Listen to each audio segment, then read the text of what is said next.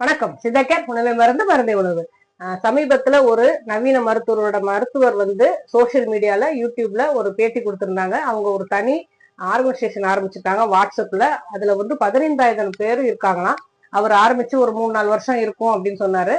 அவர் corporate hospital எல்லாம் நிறைய நாள் பல வருடங்கள் 15 வருடங்கள் ஒர்க் பண்ணிட்டு இது தேவையற்ற ஆபரேஷன்ஸ் நிறைய நடக்குது அப்படிங்கறத தெரிஞ்சுக்கிட்டு அவர் ஒரு ஸ்டாட்டிஸ்டிக்ஸ், அதாவது கணக்கெடுப்புப்படி எடுத்திருக்காரு. 45% ஆபரேஷன்ஸ் தேவையில்லாம நடக்குது. முக்கியமா ஆன்ஜியோ பண்ணி, அதாவது இருதய கோளாறு உள்ள ஆபரேஷன், ஸ்டென்ட் வைக்கிறது அது தேவையில்லாம வைக்கிறாங்க அப்படிங்கறதையும், மூட்டு மாற்று சிகிச்சை தேவையில்லாம முதல் ஸ்டேஜ்லயே செஞ்சுறாங்க அப்படிங்கறதையும், பைல்ஸ் ஆபரேஷன் பண்றாங்க அப்படிங்கறதையும், யுட்ரஸை ரிமூவ் பண்றாங்க. ஒரு சாதாரண வெள்ளைப்படுதல் வந்தாலே, அதுவும் 50 வயதுக்கு மேல ஒரு வெள்ளைப்படுதல் வந்தாலே, அவங்களுக்கும் 2 குழந்தைகள் இருக்குன்னு தெரிய வந்தாலே யுட்ரஸ் ரிமூவ் பண்றது அப்படிங்கிறது நிறையவே இருக்கு அப்படிங்கறத அவர் சொன்னாரு.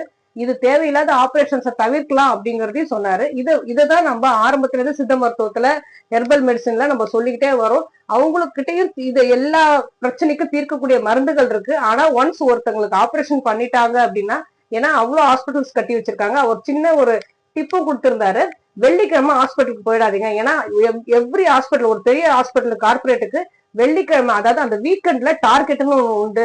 இந்த வெள்ளி சனி ஞாயிறுக்குள்ள அவங்க ஃபுல் டார்கெட்டை முடிச்சே ஆகணும், இத்தனை ஆபரேஷன்ஸ் பண்ணணும் அப்படிங்கிறது எல்லா டாக்டர்ஸுக்கும், அங்க வேலை செய்யற அவ்வளவு டாக்டர்ஸுக்கும் ப்ரெஷர் கொடுக்கப்படுது அப்படிங்கறதையும் ஒரு டிப்பு கொடுத்திருக்காரு. சோ அவங்க என்ன செய்யறாங்க, நவீன மருத்துவத்துல என்ன செய்யறாங்கன்னா, தேவையில்லாத ஆபரேஷன்ஸ் நிறைய செஞ்சு அந்த ஹாஸ்பிட்டல்ல உள்ள அவ்வளவு மிஷின்ஸை யூஸ் பண்ணுங்கிறதுக்காக, அவங்க ரூம்ஸை யூஸ் பண்ணுங்கிறதுக்காக, திரும்பவும் அந்த பேஷண்ட்ஸை ஒன்ஸ் ஃபார் ஆல் அவங்க லைஃப் டைமுக்கு ஒரு பேஷண்டாவே மாத்திடுறாங்க. அந்த ஒரு ஆபரேஷன் செய்யும் போது அந்த புண்ணு ஆடுறதுக்காக, அந்த ஆபரேஷன் தாங்கக்கூடிய சக்தி அவங்களுக்கு வரணுங்கிறதுக்காக நிறைய ஆன்டிபயோட்டிக்ஸ் கொடுக்கறது. ஆன்டிபயோட்டிக்ஸ் கொடுத்து முடிச்ச பிறகு அவங்களுக்கு ஒன்ஸ் ஃபார் ஆல் அந்த ஆபரேஷன்ல உள்ள பலன் கிடைத்தாலும் அந்த மருந்து மாத்திரைகள் தொடர்ந்து அவங்களால சாப்பிடப்படுது. இந்த சாப்பிடக்கூடிய அவ்வளவு கெமிக்கல்ஸும் சைடு எஃபெக்ட்ஸ் கொடுக்குது. அந்த சைடு எஃபெக்ட்ஸால வர பிரச்சனைகள் இன்னும் அதிகமாகுது. சோ அவங்க தொடர்ந்து அவங்க வாழ்நாள் முழுவதும் அந்த ஹாஸ்பிட்டலுக்கு போக வேண்டிய நிலைமையை உருவாக்கிடுறாங்க. இதைதான் திரும்பவும் சொல்றோம், எவ்வளவு முடியுமோ ஆபரேஷன்ஸை தள்ளிப்படலாம். நவீன மருத்துவம் கண்டிப்பா ஒரு எமர்ஜென்சி மெடிசனா நமக்கு கண்டிப்பா தேவைதான்.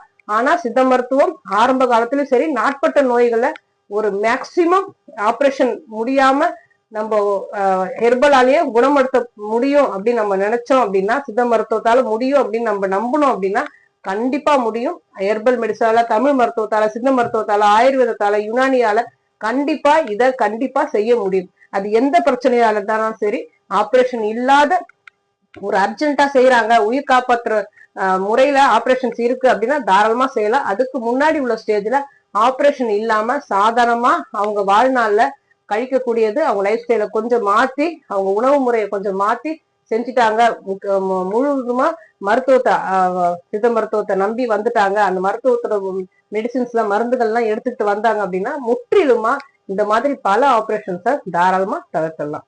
ஆரோக்கியமா வாழ்வோம். வேற எதை பத்தி பேச நீங்க நினைச்சாலும் சரி, தாராளமா கமெண்ட் பண்ணுங்க. உங்களுக்கு எந்த நோயா இருந்தாலும் சித்தாக்கரை அணுகுங்க.